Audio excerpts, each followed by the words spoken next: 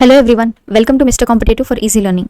So ఈ వీడియోలో మనం strategy for Indian society which is very much important for APPSC group 2. So APPSC group 2కి సంబంధించిన new సిలబస్లో మనకి they have added Indian society అనమాట in the curriculum. So Indian సొసైటీకి సంబంధించి మనకి ఎన్ని మార్క్స్ అండి? 30 marks in the examination. So 30 marks అంటే వెరీ గ్రేట్ వెయిటేజ్. మనకి ఇంత వెయిటేజ్ ఉన్నప్పుడు ఆ సబ్జెక్ట్ అనేది చాలా అవసరం. బికాస్ సిలబస్ చూసుకున్నట్టయితే మనకి ఉన్న ప్రతి దానికి ఈక్వల్ వెయిటేజ్ అయితే ఉంది. మనం ప్రీవియస్గా వీడియోస్లో మీరు చూసుకున్నట్టయితే మనం ఎక్స్ప్లెయిన్ చేయడం జరిగింది. ఏంటి మనకి మెంటల్ ఎబిలిటీస్ కానివ్వండి, కరెంట్ అఫైర్స్ కానివ్వండి, హిస్టరీ కానివ్వండి, జాగ్రఫీ కానివ్వండి, ఇప్పుడు ఇండియన్ సొసైటీ ప్రతిదీ ఈక్వల్ వెయిటేజ్ ఉంది. So we cannot neglect anything. And Indian society trust me, అర్థం చేసుకుంటే concepts, that is the very easy subject and very good marks scoring subject. మనకి ఈజీగా మార్క్స్ స్కోరింగ్ అనేది ఉంటుందన్నమాట వెన్ కాన్సెప్ట్స్ అనేవి అర్థం చేసుకుంటాం. సో ఇప్పుడు ఈ స్ట్రాటజీ ఏంటి, మనం ఇండియన్ సొసైటీ ఎలా ప్రిపేర్ అవ్వాలి? నాకు అసలు దాని గురించి ఏమీ తెలియదు. చాలామంది అనుకుంటారు ఇండియన్ సొసైటీ వాస్ట్ ఉంటుంది సిలబస్ అనే కాదు, ఆ అండర్స్టాండింగ్ డీప్గా వెళ్తే కానీ మనం అర్థం చేసుకోలేము. సో వేరియస్ ఆస్పెక్ట్స్లో మనం అనాలిసిస్ చేస్తే కానీ మనం దీన్ని అర్థం చేసుకోవడం కష్టం అని అనుకుంటారు. But let us make it very simple.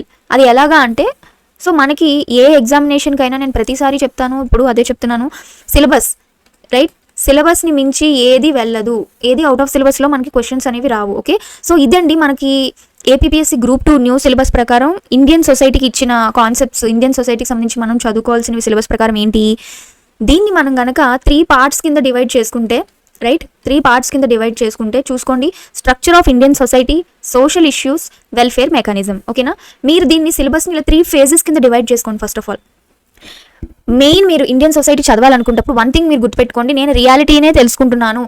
మన చుట్టూ జరుగుతున్నది, మన చుట్టూ ఉన్నది, మన సమాజం ఎలా ఫామ్ అయింది, మన కుటుంబం కూడా సమాజమే కదా, వందలాది కుటుంబాలు కలిస్తేనే కదండి సమాజం, రైట్. సో కుటుంబాలు ఎలా ఫామ్ అవుతాయి? ఒక మ్యారేజ్ ద్వారా. మ్యారేజ్ అయిన తర్వాత it will create some relationships between the families, between the kids, parents, అందరి మధ్యలో ఉన్న బంధుత్వాలు. సో కిన్షిప్ అంటే ఇక్కడ మనకి structure of Indian society. Structure అంటే ఏంటండి? బేసిక్గా అది ఏ విధంగా ఉంటుంది అంతేగా. స్ట్రక్చర్ ఆఫ్ ఇండియన్ సొసైటీ అంటే అందులో ఏముంది? స్ట్రక్చర్ అంటే ఏంటి? బేసిక్ ఫార్మేషన్, ఎలా మొదలైంది, ఎలా ఫామ్ అయింది. సో అందులో మనకి ఫ్యామిలీ ఉంది, మ్యారేజ్ ఉంది. Kinship is nothing but relationship between the families, internal relationships. అలాగే కాస్ట్ సిస్టమ్ ఎలా ఎవాల్వ్ అయింది, అలాగే tribals, ethnicity, okay, religion and women. మీరు గనక ఈ 3 ఫేజెస్ని డివైడ్ చేసుకున్నప్పుడు మీరు ఒకటి గమనించండి. ఫస్ట్, స్ట్రక్చర్ ఆఫ్ ఇండియన్ సొసైటీలో ప్రతి కాన్సెప్ట్ ఎలా ఫామ్ అయిందో మాత్రం మన ఇంట్రొడక్షన్ అనేది చూస్తాం కదా. అంటే ఏంటి, ఇప్పుడు మన యొక్క సొసైటీ ఎలా ఫామ్ అయింది, సోషల్ స్ట్రక్చర్ ఎలా ఫామ్ అయింది. సొసైటీలో ఏముంటారు? జనరల్గా చెప్పండి, మనుషులు ఉంటారు. మనుషులు మ్యారేజ్ సిస్టమ్ ద్వారా వాళ్ళు ఒకటైతే it will form a family అనమాట. ఇలా గ్రూప్స్ ఆఫ్ పీపుల్ ఫామ్ అయ్యి ఒక సొసైటీగా, వాళ్ళే ఒక గ్రూప్స్గా ఫామ్ అయిన వాళ్ళలో వాళ్ళే ఒక కాస్ట్ సిస్టమ్ డెవలప్ చేసుకున్నారు. ఓకే, ఇలా డెవలప్ చేసుకున్నారు కదా. ఈ గ్రూప్స్ ఎక్కడి నుంచి ఫామ్ అయినాయి, ఎప్పుడు మొదలైనాయి, కాస్ట్ సిస్టమ్ ఎవరు మొదలు పెట్టారు, ఇంతే.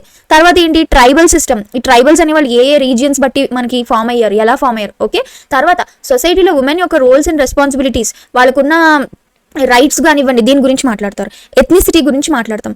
ఈ ఒక్క సొసైటీ అనే పదం కింద, రైట్, ఈ యొక్క సొసైటీ అనే పదం కింద ఇవన్నీ ఫామ్ అవుతాయి. అర్థమైందా? So understanding is very much important. నువ్వు ముందెళ్ళి ఎథ్నిసిటీ చదువుకొని తర్వాత రిలీజియన్ చదువుకుంటే నీకు ఖచ్చితంగా అర్థం కాదు. You should read it in a orderly manner. ఒక ఆర్డర్ అనేది మీరు మెయింటైన్ చేసుకోండి. ఓకేనా, మీరు ఎప్పుడైనా ఒక చదవాలన్నా కూడా first you start with introduction. అర్థమైందా? ఇంట్రొడక్షన్ దేనికి సంబంధించిందండి?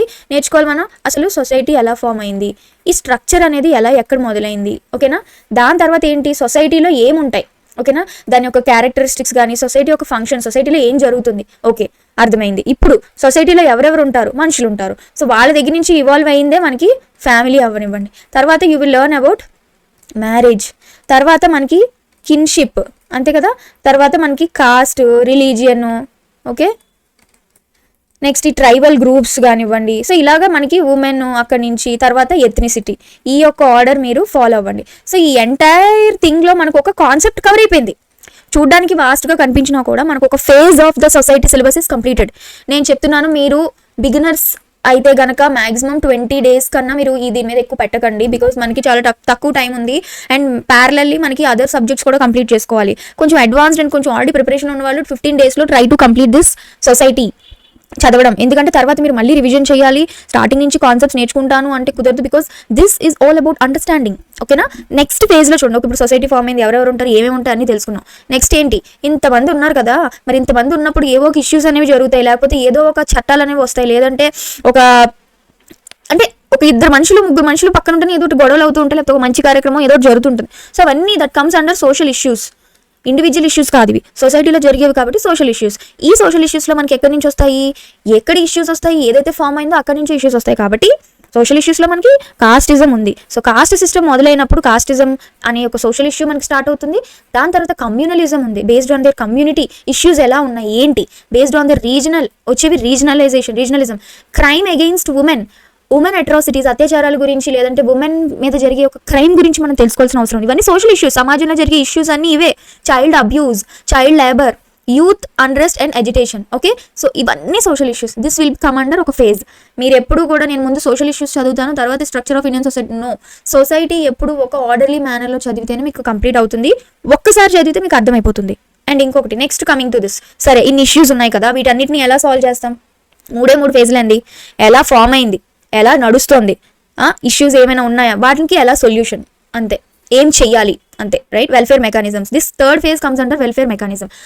మనకి వెల్ఫేర్ మెకానిజంలు ఏముంటాయండి? పబ్లిక్ పాలసీస్ ఉంటాయి. అంటే ఒక సొసైటీ ఉన్నప్పుడు ఆ యొక్క సమాజం నిర్మాణానికి కానీ ఒక నడవడిక కానీ సంబంధించిన పాలసీస్ అసలు మనకి ఏమున్నాయి, ఎవరికైనా తెలుసా? తెలియదు కదా, మనం నేర్చుకోవాలి ఇవన్నీ. పబ్లిక్ పాలసీస్ జనరల్గా మనకి ఏమున్నాయి, అలాగే ఉమెన్కి సంబంధించిన కానీ చైల్డ్ వెల్ఫేర్కి సంబంధించిన కానీ మన యొక్క గవర్నమెంట్ పాలసీస్ కానీ వాట్ ఎవర్, ఇవన్నీ వెల్ఫేర్ ప్రోగ్రామ్స్ మనం తెలుసుకోవాలి.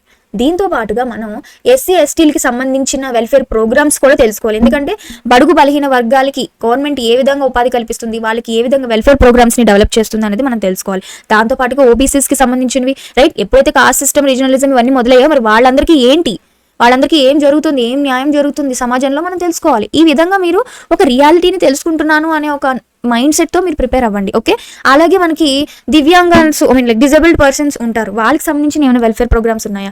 దాంతోపాటుగా మనకి మైనారిటీ వర్గాలు ఉంటారు, వాళ్ళకి సంబంధించినవి. సో ఇవన్నీ కూడా మనకి welfare mechanism is nothing but what has to be done or what is currently being done for the welfare of the people. ఓకేనా?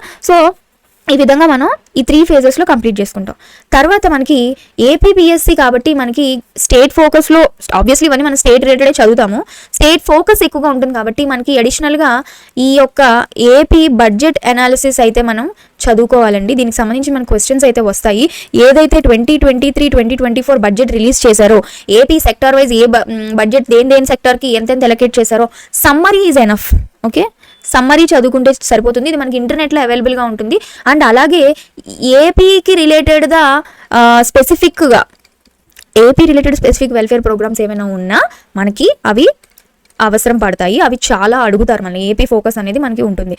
దీంతో పాటుగా మనం కరెంట్ అఫైర్స్ అనేది నేను ఆల్రెడీ చెప్పాను, follow only 1 or maximum 2 resources for current affairs. ఒక magazine కానివ్వండి, daily చదివే అలవాటు ఉన్న వాళ్ళు ఒక న్యూస్ పేపర్ కానివ్వండి, లేదంటే ఇంటర్నెట్ రిసోర్స్ ఏదైనా ఒకటి మీరు ఫాలో అవ్వండి. ఓకే, ఈ విధంగా మనం సొసైటీని త్వరగా కంప్లీట్ చేసుకోగలగాలి. Okay, understand that you are learning the reality. ఓకేనా, please understand that you are learning the reality. Society అంటే భయపడిపోయి కొత్త సబ్జెక్టు నాకేం రాదనుకోకండి, మన చిన్నప్పటి నుంచి మన చుట్టూ సమాజంలో పెరిగిందే. సెకండ్ థింగ్, ఆర్డర్లీ మేనర్లో మనం చదువుకోవాలి. ఆర్డర్ మిస్ అయిందా కాన్సెప్ట్ క్లారిటీ మిస్ అవుతుంది. అండ్ టెర్మినాలజీ, అందులో ఇప్పుడు కిన్షిప్ అన్నాను, కిన్షిప్ అంటే ఎవ్వరికి తెలీదు. ఐ మీన్ చదువు ఎక్స్పీరియన్స్ కంప్లీట్ దీని మీద ఉన్న ఇప్పుడు బిగినర్ స్టార్ట్ చేస్తారు, ఏంటి కిన్షిప్ అంటే నాకు దీని గురించి తెలియదు అనుకుంటారు. సో టెర్మినాలజీ నేర్చుకోవడం అవసరం మనకి, ఎందుకంటే మనకి కాన్సెప్ట్ క్లారిటీ అనేది చాలా అవసరం.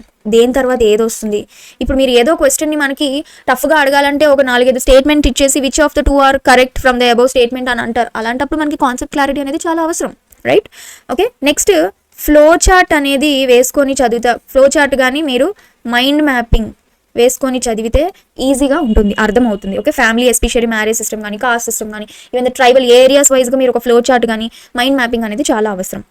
అండ్ అలాగే రీజన్స్ కూడా మీరు నాట్ ఓన్లీ సొసైటీ అంటే ఏ సబ్జెక్ట్ చదివినా మీరు పక్కన అట్లాస్ పెట్టుకోండి. ఓకేనా, ఎందుకంటే ఇది ఇప్పుడు కాకపోయినా మీరు ఫ్యూచర్లో పెద్ద ఎగ్జామ్స్కి చదివినా, లేకపోతే మీ అంతటి మీరు లైఫ్లో మీరు ఏదైనా ఎక్కడైనా రికగ్నైజ్ చేయాలన్నా మీకు అట్లాస్ అనేది ఇంకా లైఫ్ టైం మనకి యూజ్ అవుతుంది అనమాట.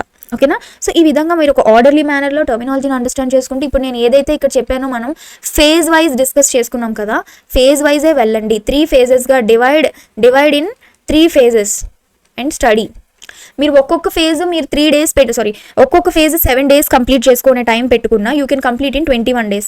ఇంకా కొంతమందికి ఎస్పెషల్లీ మనకి టైం ఎక్కడ పడుతుందంటే ఈ బడ్జెట్ అర్థం చేసుకునే విధానంలో, స్కీమ్స్ని గుర్తుపెట్టుకునే విధానం. థర్డ్ ఫేజ్లో you will take more time.